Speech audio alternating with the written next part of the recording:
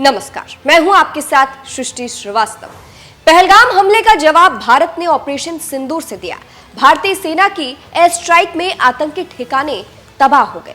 पाक के हथियारों ने दम तोड़ दिया। इस ऑपरेशन ने दुनिया के सामने पाकिस्तान की कलई खोल कर रख दी। पाकिस्तान के खिलाफ ये ऑपरेशन क्यों जरूरी हो गया था, ये दुनिया को बताने के लिए अब सरकार ने एक टीम बनाई है। लेकिन टीम में जो नाम चुने गए हैं उनको लेकर बीजेपी विपक्ष के निशाने पर आ गई है। आरोप लगने लगे हैं कि ऑपरेशन सिंदूर के बहाने बीजेपी अपना उल्लू सीधा कर रही है। ऑपरेशन सिंदूर पर कौन कर रहा सियासत? डेलीगेशन के नाम पर घिर गई बीजेपी।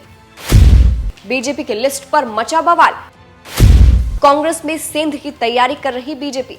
ऑपरेशन सिंदूर के बाद बीजेपी कभी तिरंगा यात्रा निकालती है तो कभी उसके नेता इसे पीएम मोदी की कामयाबी बताते हैं। अब इस ऑपरेशन के बारे में बताने और आतंकवाद को लेकर पूरी दुनिया को जगाने के लिए जो टीम बनी है उसमें भी बीजेपी का सियासी एंगल छुपा है। आरोप लग रहा है कि टीम के बहाने बीजेपी सियासत कर रही है। विपक्ष को दरकिनार कर टीम बनाई गई है। दरअसल सारा बवाल हुआ है शशि थरूर के नाम से। केंद्र सरकार ने 7 डेलीगेशन की घोषणा की है और इसकी कमान अलग अलग 7 नेताओं को दी गई है। इस लिस्ट में कांग्रेस नेता शशि थरूर का नाम भी है। शशि थरूर अमेरिका वाले डेलीगेशन को लीड करेंगे। टीम डिसाइड करने से पहले कांग्रेस से भी नाम मांगे गए थे, लेकिन हैरत की बात यह है कि जो नाम कांग्रेस ने दिया वो तो बीजेपी ने कंसिडर ही नहीं किया और शशि थरूर को डेलीगेशन के लिए चुन लिया।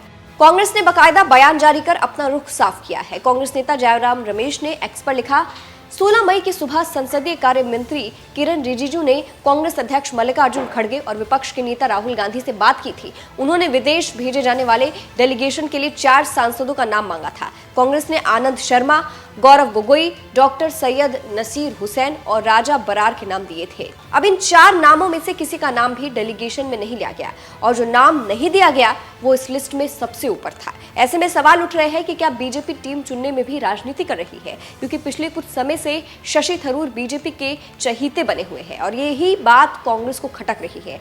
पिछले कुछ दिनों से थरूर का रुख भी पार्टी लाइन से अलग है।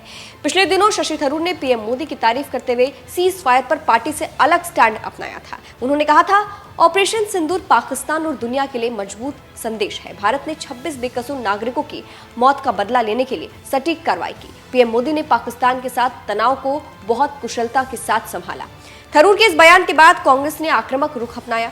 सीडब्ल्यूसी की बैठक में थरूर की ओर इशारा करते हुए ये बात उठी थी कि ये समय निजी विचार व्यक्त करने का नहीं बल्कि पार्टी के आधिकारिक रुख को स्पष्ट करने का है। कांग्रेस एक लोकतांत्रिक पार्टी है, लेकिन लोग अपनी राय रखते हैं, लेकिन पार्टी की नीति के खिलाफ किसी भी टिप्पणी से बचना चाहिए। कांग्रेस के शीर्ष नेताओं ने थरूर के बयान को लक्ष्मण रेखा का उल्लंघन माना था।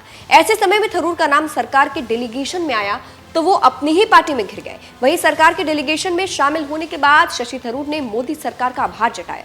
शशि थरूर ने कहा, मैं हाल की घटनाओं पर हमारे देश का दृष्टिकोण रखने के लिए 5 प्रमुख देशों की राजधानियों में एक सर्वदलीय डेलीगेशन का नेतृत्व करने के लिए भारत सरकार के निमंत्रण से सम्मानित महसूस कर रहा हूं। जब राष्ट्रीय हित की बात होगी और मेरी सेवाओं की जरूरत होगी तो मैं पीछे नहीं रहूंगा।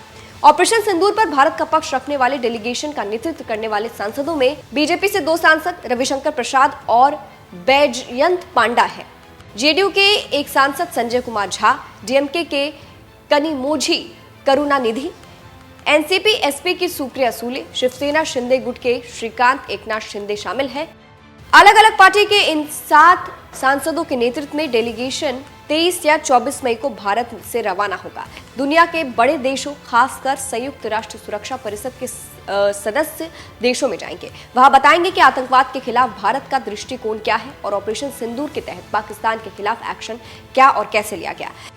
वहीं शशि थरूर के नाम पर कांग्रेस के ऐतराज पर बीजेपी ने तंज कसा। बीजेपी प्रवक्ता प्रदीप भंडारी ने जयराम रमेश के पोस्ट पर रिएक्ट करते हुए लिखा, तो जयराम रमेश अपने ही कांग्रेसी शशि थरूर का संसदीय प्रतिनिधि मंडल का नेतृत्व करने के लिए चुने जाने पर विरोध करते हैं। राहुल गांधी भारत के लिए बोलने वाले हर व्यक्ति से नफरत क्यों करते हैं, यहाँ तक कि अपनी पार्टी में भी। बहरहाल कांग्रेस की लिस्ट में भले ही थरूर का नाम नहीं था, लेकिन मोदी सरकार की लिस्ट में जरूर था। ऐसे में माना जा रहा है कि बीजेपी का यह कदम अंदरूनी तौर पर कांग्रेस में बवाल खड़ा कर सकता है। फिलहाल इस पूरी खबर पर आपकी क्या राय है, हमें कमेंट करके जरूर बताइएगा। नमस्कार।